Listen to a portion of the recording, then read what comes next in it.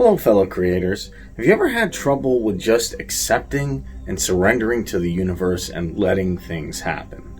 And I know it can be tough sometimes. I know sometimes we think, hey, I have to control everything. I have to make things move in the direction and the way I want them to move. The universe doesn't quite work like that. Sometimes it's better just to accept and to surrender. And through that surrendering, amazing things can happen. We can even heal ourselves through the power of our own body and our own mind. Here's Dr. Joe Dispenza on exactly how to do that and how to surrender to the universe and make amazing things happen. When a person accepts, believes, and surrenders to the thought that they're going to get better and doesn't analyze it, it begins to activate their autonomic nervous system, and now the body makes its own.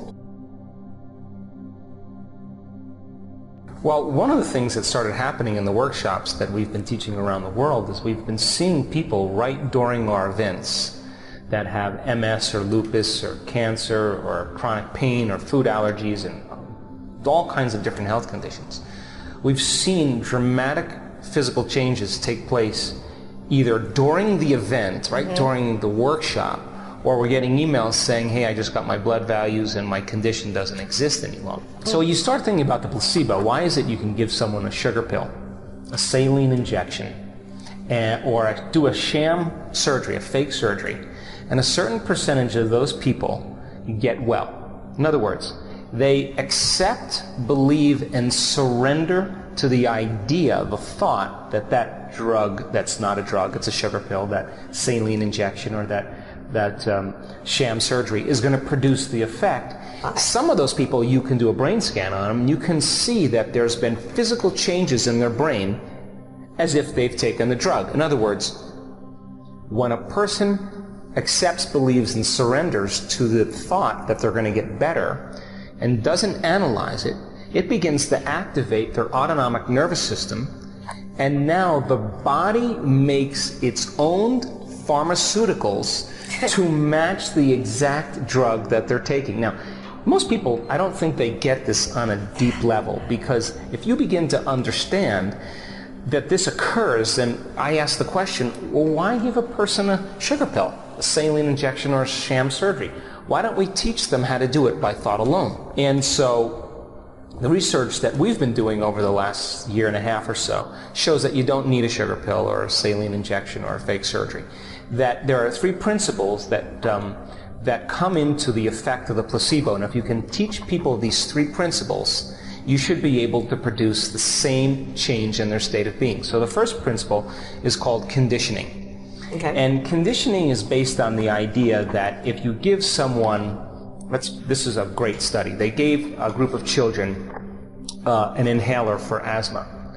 And what they did was they blended a scent of cinnamon with the stimulation of the drug. And every time they had an asthmatic reaction, they would inhale the albuterol, and it would cause bronchial dilation, and it would help them breathe better. But what they were doing is they were inhaling also the scent of cinnamon. Unbeknownst to the children, they kept lowering the value of the drug, and the children were just spraying the cinnamon's water in their mouth, and they were conditioning their body chemically by removing the drug and anticipating the effect of the drug. And so it works with pain as well. You can give people a morphine injection, give them a morphine injection, give them a morphine injection, and then don't give them the morphine injection, and the brain makes their own morphine. Wow. You can give a Parkinson's patient a certain drug to help their dopamine levels. Do it again, do it again, do it again, and then give them a saline injection, and before you know it, they're making their own dopamine. Now, not just a little dopamine, 200 times the amount of dopamine. So if you are conditioning yourself to take an aspirin every day because it helps to reduce your headaches or your pain in your back, in time then, if you produce a pill that looks like an aspirin and you give it to a patient, a certain percentage of them will accept, believe, and surrender that they're taking the aspirin when they're just taking a saline injection, and their body will create their own anti-inflammatories by thought alone. Now, they can't consciously make their pain go away. They can't consciously increase their dopamine levels. It's the routine. It's the conditioning in which if you keep conditioning the body in anticipation, just like Pavlov's dog begins to salivate when the bell is rang, the body begins to prepare itself for the event ahead of the actual event by creating the exact chemistry in anticipation of it occurring.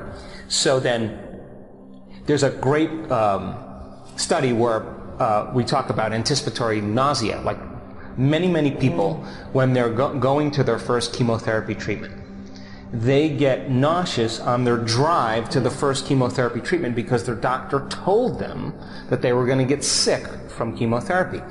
So on their way to the treatment, they're thinking about getting nauseous. And they're accepting the idea that they could, and then in a matter of moments, their body begins to create the chemistry to match the thought, and they begin to get nauseous. So the question is that 50% of those people can get nauseous on their drive to their first chemotherapy treatment. 50% of the people in the world can get healthy on their drive to work in anticipation of being well.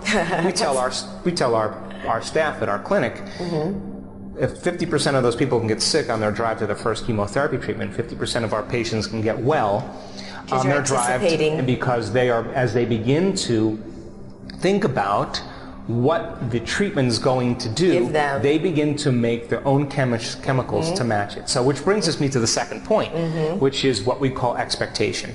So then expectation is really highly important, because when you start administering some type of placebo, what a person does is someone says, hey, this saline injection they don't say saline, they say this new drug is going to take away your Parkinson's, and the doctor's enthusiastic, and the patient begins to select the potential in the quantum field, a new reality, a new idea, a new future, and then they begin to emotionally embrace what it would feel like to be well. They begin to create an elevated emotion. So when you combine a clear intention with an elevated emotion, the way you think and the way you feel creates a new state of being. And it is those chemicals that begin to change the body by thought alone. You can tell a patient, hey, look, we're going to do this serious surgery on your knee. You can wheel them in there and you can slice their knee open and never do the surgery. And this has happened more than once since Mosley's work, and it shows then that in 2 years, 6 years later, these men are running around with no knee pain, full range of motion. Well, how the heck did that happen? Wow. Well, they believed, accepted, and surrendered to the idea that the surgery would work. And the thought began to imprint into the autonomic nervous system, and it was the autonomic nervous system that healed the cartilage. They couldn't consciously heal the cartilage, but they selected the idea that they were better, they emotionally embraced it, and then they surrendered it to a greater mind, and it's exactly the formula for how the second mechanism works. So people who surrender really well tend to be the people who just have the most trust in the future. So the second point is expectation. Yes. And the third? And we've taught people how to do that exact thing. Number one, if we're going back to the first one, we've taught them how to condition their body to a new mind. We do that in our workshops. In the second scenario, we have them select the potential in the quantum field, emotionally embrace it, begin to teach their body emotionally what it's going to feel like ahead of the event. And then we allow them to surrender to a greater mind and to live as if their prayers are already answered. And it's that exact mechanism that begins to start the healing process. But the third thing is called assigning meaning. And when you assign meaning to something, you increase your intention. Here's a great experiment. They took a group of Latin American maids that worked in a hotel, and they followed them around in one day, and they saw them flipping mattresses and moving furniture and scrubbing, the walls of the bathroom and making beds and pushing carts. And the scientists realized that these women were actually exceeding the Surgeon General's requirement for exercise. Now, they didn't know that they were doing that, so they divided them into two groups. They allowed one to continue doing what they were doing mindlessly, and they selected the other group and they said, do you know the benefits of exercise? You're actually burning more calories than you're making. Now, all these women most of them were overweight. Exercise helps to reduce body fat. It helps to lower your heart rate. It will change your lean body mass. it'll increase your self-esteem. And they told him all the benefits of exercise. Well, in 1 month, without changing anything, those women lost weight. Their heart rate went down 10 points. Interesting. They had greater self-esteem. Their lean body mass ratio was better. Why? Because they put intention, or they assigned meaning to what they were doing. So the more you know, the better results you get. So when a doctor says, we have this new drug, and he's or she is enthusiastic about it, or a person begins to understand because they're participating in their therapy what they're doing and why.